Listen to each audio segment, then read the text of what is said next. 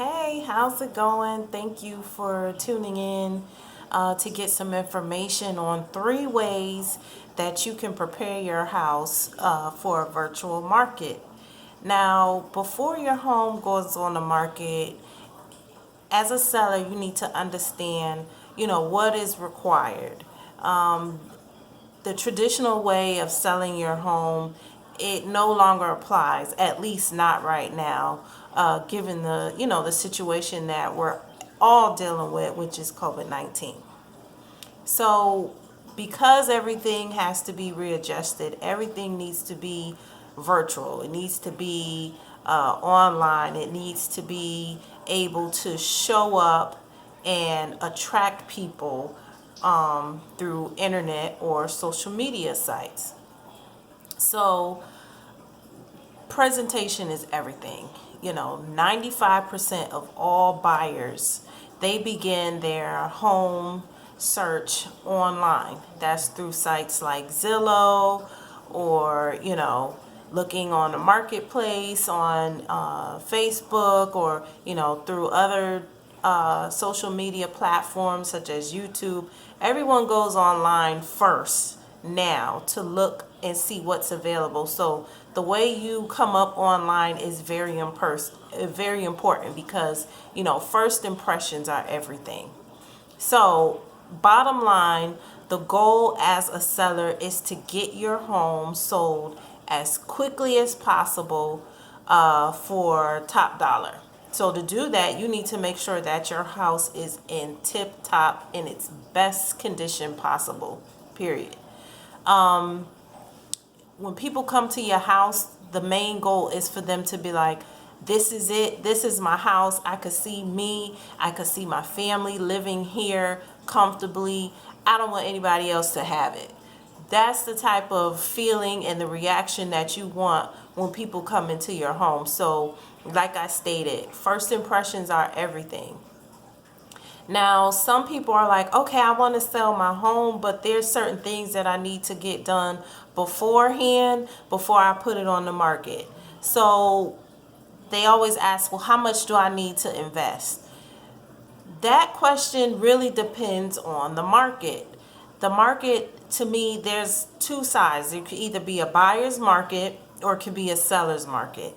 If it's a buyer's market, it's going to be more competitive because there are more houses on the market. So the buyer, they can pick and choose whichever house they want. They don't have to, scramble. If it's a seller's market where it's, less competitive, there's not many homes on the market. And so, the buyers aren't like just trying to get to the house first because it's available, it's okay, it works for them. So if it's a buyer's market, you're going to do upgrades that are going to stand out because you have so much competition. You have to understand what are their must-haves.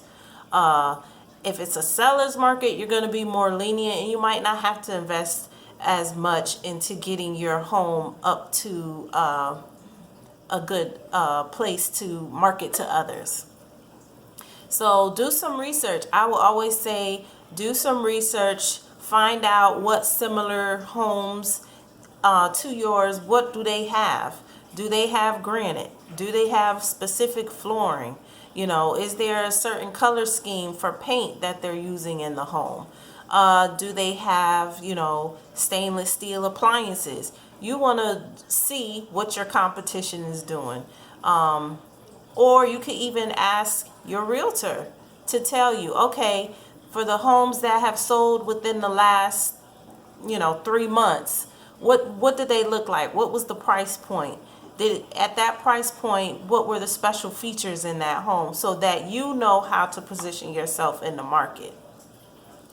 I always suggest that if you're planning on placing your home on the market for sale, to go ahead and get a home inspection.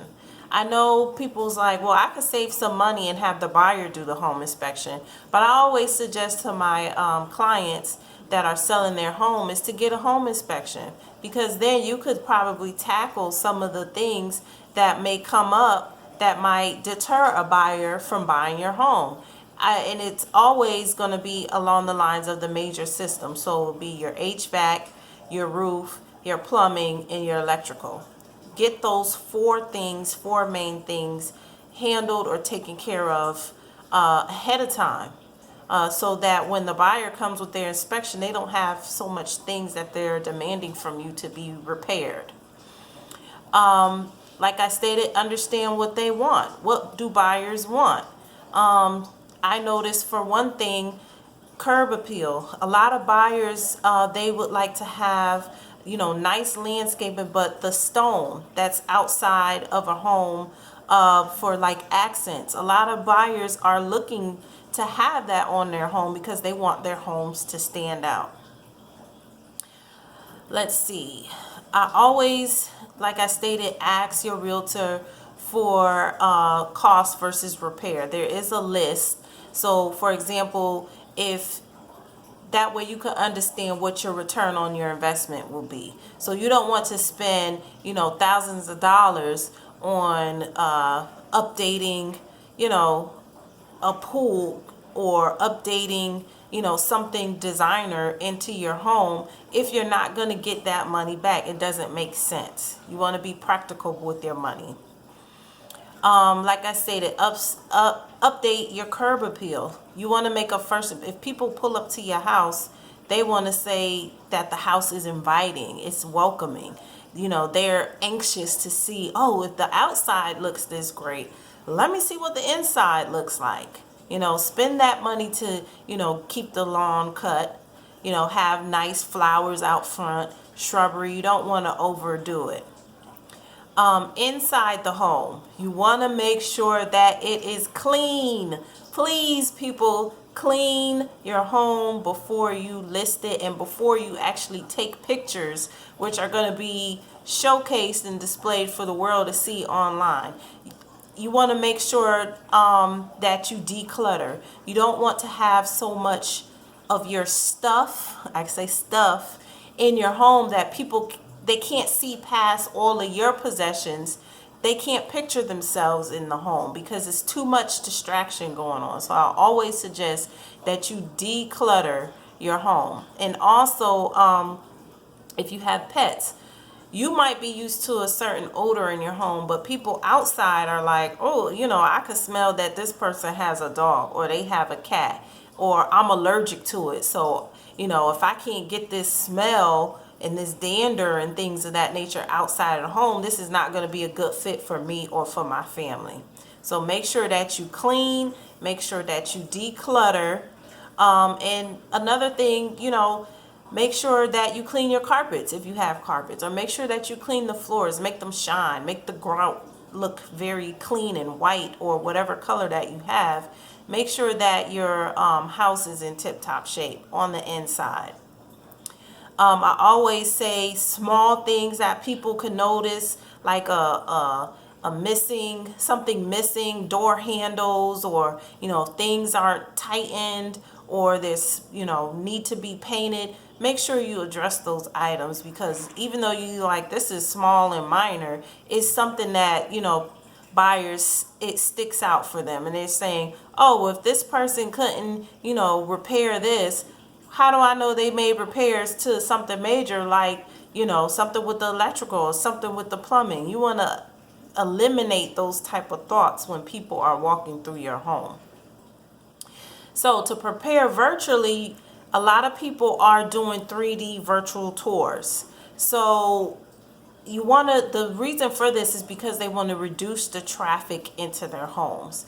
They don't want people, just coming and saying, oh, well, I seen the pictures, that was all right, but I need to see for myself. If you get a virtual 3D tour, it's actually, like the person is walking through your home. It gives a realistic view of your home. Now, pricing for a 3D virtual tour video, it really depends on what type of features you want your tour to have, and also the square footage that your house is. So the bigger your house, of course, the more you will have to pay to get this type of this type of tour or video done. The last thing I wanted to discuss was in-person showings. So if the person has already done a 3D tour, they very interested, they looked at pictures, and they're like, okay, I'm ready to do an in-person showing of this home. I always suggest that you provide gloves and masks at your door, just in case they might not have it. You want to be self-conscious of these things.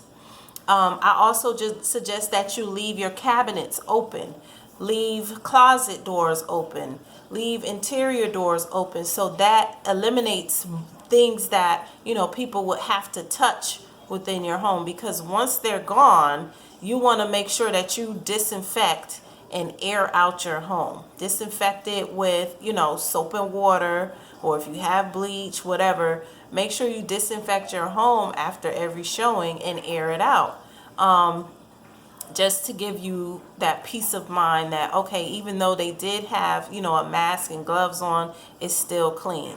So I hope these tips were very helpful for you and what you can do to prepare your home to sell within a virtual market. If you have any questions or concerns, be sure to leave your comments and your questions below.